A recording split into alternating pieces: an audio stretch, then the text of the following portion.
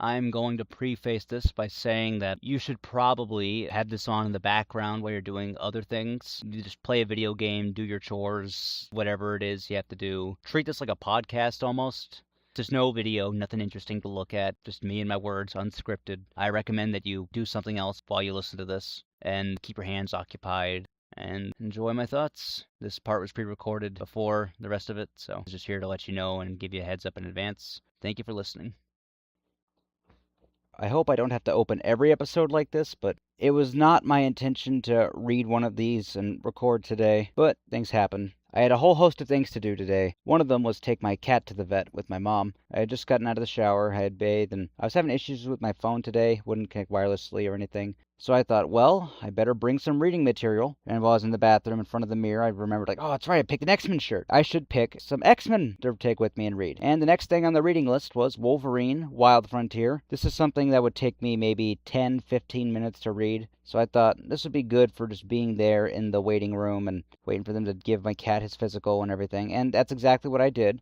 Now that I'm relaxed and everything's fine, I figured I can record my review of this. So, Wolverine, Wild Frontier was a story published in Marvel Comics Presents. The original concept behind Marvel Comics Presents was for it to be an anthology series focused on the X-Men. The idea was Wolverine because he's the most popular character, and then the rest of the stories will be devoted to characters who aren't getting a whole lot of focus in the comics at that point. Excalibur, another X-Men related comic, also got several features in here. The other purpose behind Marvel Comics Presents was to serve as a counterpoint to Marvel Fanfare. Marvel Fanfare was another anthology comic with just a bunch of general stories focused around different characters. But with Marvel Fanfare, it was usually a popular or superstar writer paired with a popular or superstar artist. Each story was typically worked on by one or both of those things. Therefore, it was a very star-studded series. In contrast, therefore, Marvel Comics Presents was used as a feeler for talent. People who had worked very little with Marvel Comics, and they'd cut their teeth doing stories here before Marvel would decide if they wanted to offer them a full contract or if they just wanted to let them go.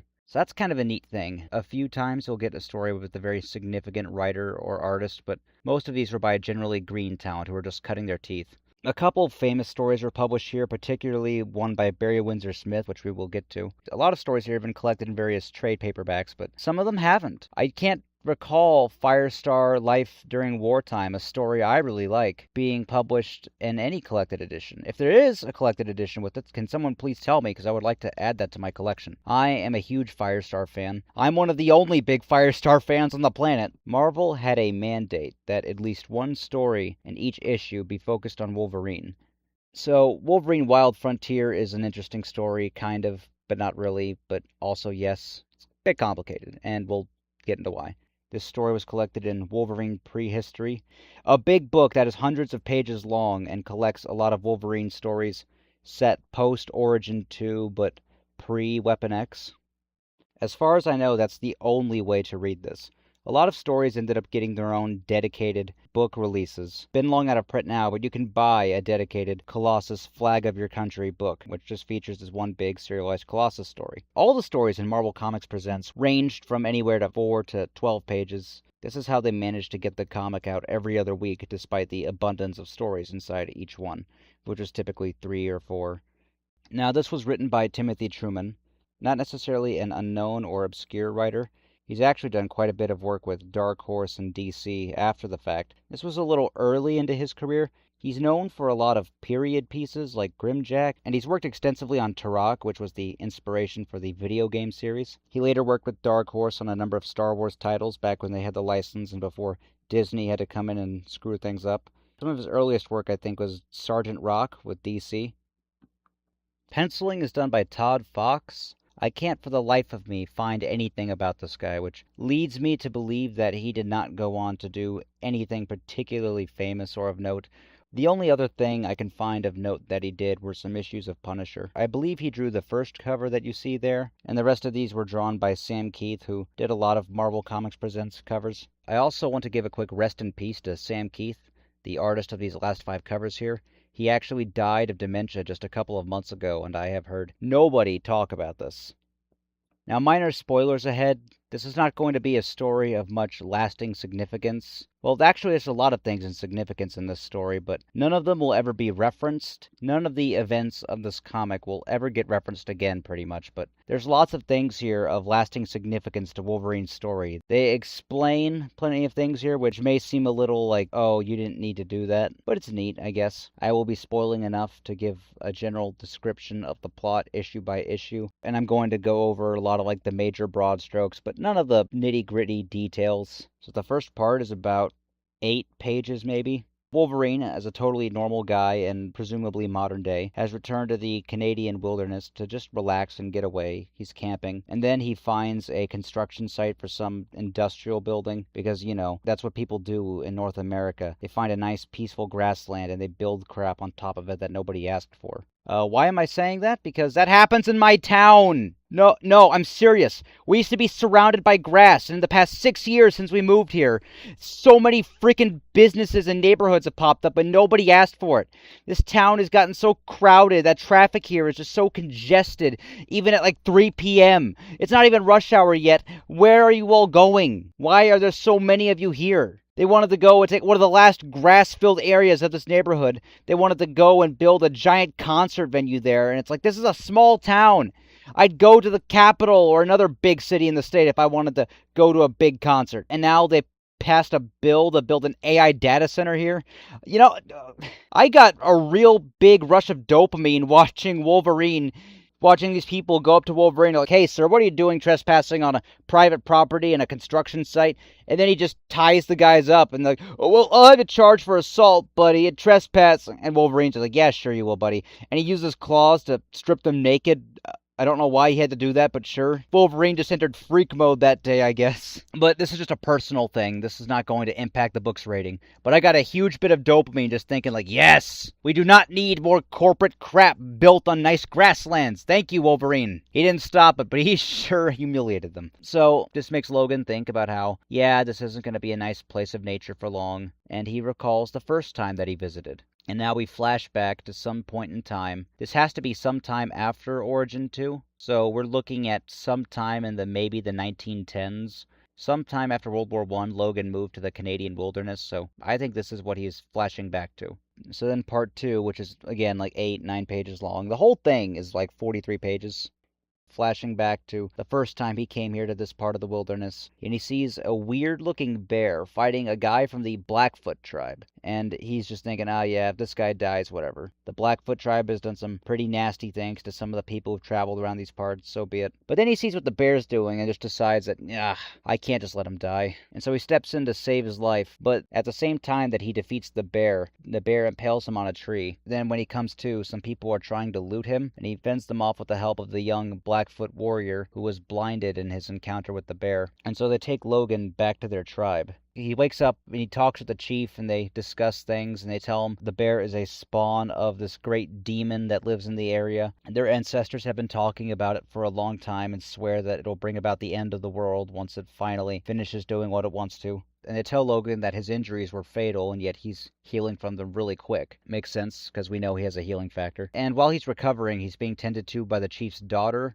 who he thinks for a second is Silver Fox, but then he's like, no, it can't be Silver Fox. And this is an interesting detail because Silver Fox is a major character in Wolverine's history, but we are not going to see or hear about her for quite a while, because all the stuff with her is flashbacks pretty much. And we're not going to be able to get to that yet, but there is one comic here that we will get to that does show us Silver Fox. Give you all the short version. Silver Fox was a Native American, and she was married to Wolverine before she died. So during his time recovering, either because she reminds him of Silver Fox or just because they've had a long time to get to know each other, Wolverine starts falling a bit for the chief's daughter, and this guy who had a crush on her gets jealous and tells Logan he's been hanging around the tribe too long and he needs to get out, he's not welcome there. This is at least for the time, very respectful portrayal of Native Americans, not necessarily like too accurate or anything. Very much the noble, savage kind of portrayal you'd see a lot of times in media. Timothy Truman, he's very well known for his period pieces, has actually created a lot of Native American focused stories. Therefore, it makes sense that a very respectful and good portrayal of them would be shown here in something he's written. So the chief's daughter makes him some clothes as a gift, and the clothes have a pattern resembling his costume. which is neat. Maybe the costume he wore was a subtle, even Wolverine has some kind of amnesia and has forgotten most of his past pre-Weapon X, so who knows how much of it he remembers on a conscious level or subconscious level.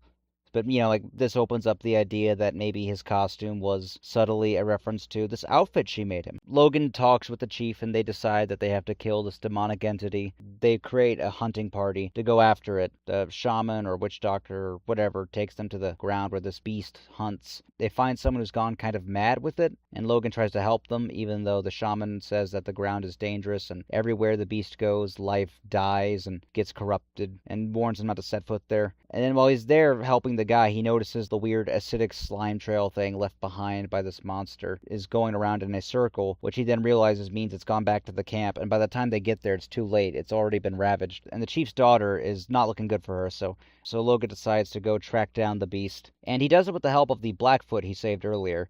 And the two of them go to hunt this thing down, and the reason why they had this Blackfoot that he saved come with him is because he's blind. Those who directly make eye contact with the creature are said to go mad or insane, and they don't want him going mad or insane. But a blind warrior has no worry of that happening. So they go to the thing's lair, and Wolverine leads the guy there. He's quiet, he's timid and quiet, and Wolverine's thinking, nah, so be it, I'll just handle most of this myself. But then when the showdown comes with the creature, suddenly the Blackfoot warriors all get up and go. He's right there fighting with Wolverine, and he's the one who concocts the ultimate plan to slay the creature. Once he returns to the tribe, Logan has to go. But they tell him that they've given him a tribal name. Among them, he will be forever known as Skunk Dog. And Logan doesn't like the sound of that. He's like, ew, Skunk Dog? That's my name? And they describe to him what a skunk dog is and the very nature of it, how it bears its claws at any beast, no matter how dangerous. And they tell him, Canada, the skunk dog is known by a different name. And Logan thinks, oh, Carcajo, that's Wolverine. And he likes the name. I like that we have an origin for his code name. It's something that didn't need an origin, but I like it. Again, you explain something too much, and it loses a lot of its meaning.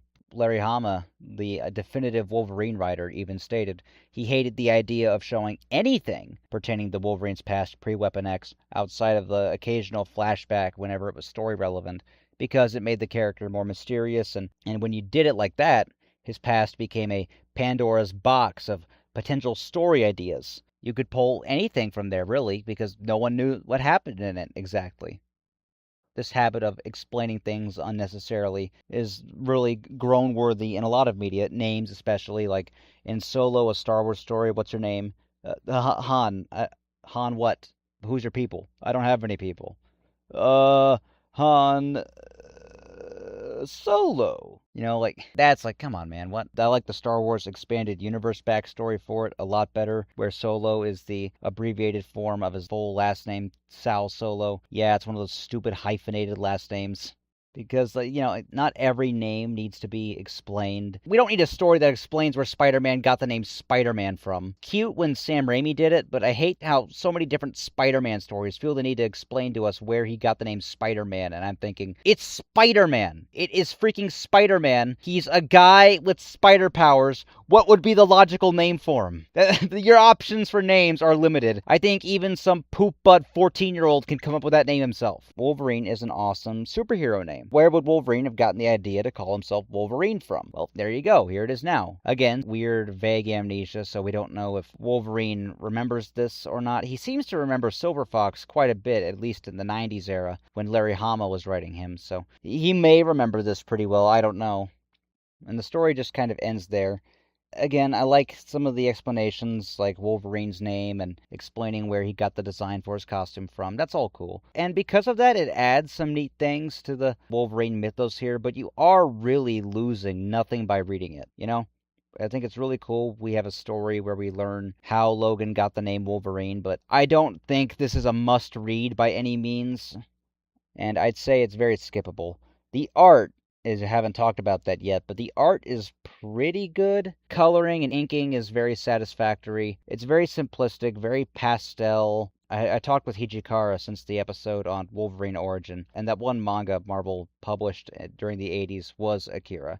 And while I was looking into their release of Akira, I found out that they worked with the original mangaka to help color it, and Akira was actually the first release by Marvel to be fully colored digitally using computers. And this leads me to believe that this might actually have been colored on computer. Marvel Comics Presents started in the late 80s. So this would had to have been 1991, 92, somewhere around that time. I think 91. So this could very well have been colored by computer, and if so, it looks fine. I like the art. I think it looks a little off at points, but it's pretty good overall. Again, most of the art in Marvel Comics Presents is not going to be by a particularly great artist, because these are all young talents who are still cutting their teeth, but considering that and keeping that in mind, I think the art is pretty good. The writing here is also pretty solid. Nothing about this stood out to me as particularly cheesy or groan-worthy, but nothing about this made me think, oh, this is great, or really made me feel like this was a real page-turner I just had to keep following, you know? This was only like 44, 45 pages or so. I don't remember exactly how many pages. It was in the 40s. I remember I counted when I finished this. The only thing I remembered about this was that it was Wolverine with Native Americans, and they explain how he got his name. That was the only thing about this that I remembered going into this reread, but I was pleasantly surprised. It was pretty good, though very unremarkable, very unmemorable. I'd say on the score, it gets a 7 out of 10. Nothing amazing, but again, very good, very enjoyable. Nothing major, nothing significant. You're not missing out on anything by skipping it. It's a good story nonetheless. It was very enjoyable, and there are some cute things like, oh, this is where he got the design for his costume from. This is where he got the name Wolverine from. There's no real glaring issues in this story, but there's nothing particularly amazing about the story that makes me say you have to go and check it out. The only way to read this is to get Wolverine Prehistory, which is not a cheap collection, mind you. So, unless you're willing to sail the seven seas and go full Johnny Depp in his most iconic film role, I doubt you're going to be able to pick this story up just to read it in a reasonable manner. So next up in our reading list is technically Marvel's #1, but I've only included the Marvels in this list because there are 6 total issues, and 2 of them focus very heavily on the X-Men, and it's one of the greatest comics of all time. I'm not going to talk about Marvel's #1 because I've decided on how I'm going to do this. I'm going to talk about the first 3 issues when I get to the first X-Men-centric story. I'm going to talk about the first 3 issues when I get to the first X-Men-centric issue, and then when I get to the last one, which is also very X-Men-centered, I'm going to talk about the final 3. So you'll have to wait for that one. But next up to talk about on our reading list is the Magneto Testament. And boy, are we in for a, I don't know about treat, but that's a great series nonetheless. That's also a very heavy and depressing read, so, oh my gosh, that's a thing that'll very well stick with you because it's almost not even an X-Men comic. It is a brutal, historically accurate piece of historical fiction. So next time, we're going to be talking about the Magneto Testament. You can find that in collected editions, and a lot more reasonably priced collected editions than the one that contains this story that we just talked about today. So if you want to read along with me, make sure to pick that one up. What did you think of Wolverine Wild Frontier? Did you love it? Did you hate it? Did you not like how they explained the origin of Wolverine's name and think that was stupid? Did you like the art, the writing? Did you have an issue with anything? Make sure to leave a comment down below or reach out to me and discuss this with me. Again, I love open discussion about comic books. Happy to discuss this. And make sure to tune in next time for the Magneto Testament, our first not skippable thing on the reading list in... rough. Has it been 3 episodes? 3 consecutive episodes of just filler? Wow. Okay. So tune in next time when we talk about the Magneto Testament, and I will see you guys then.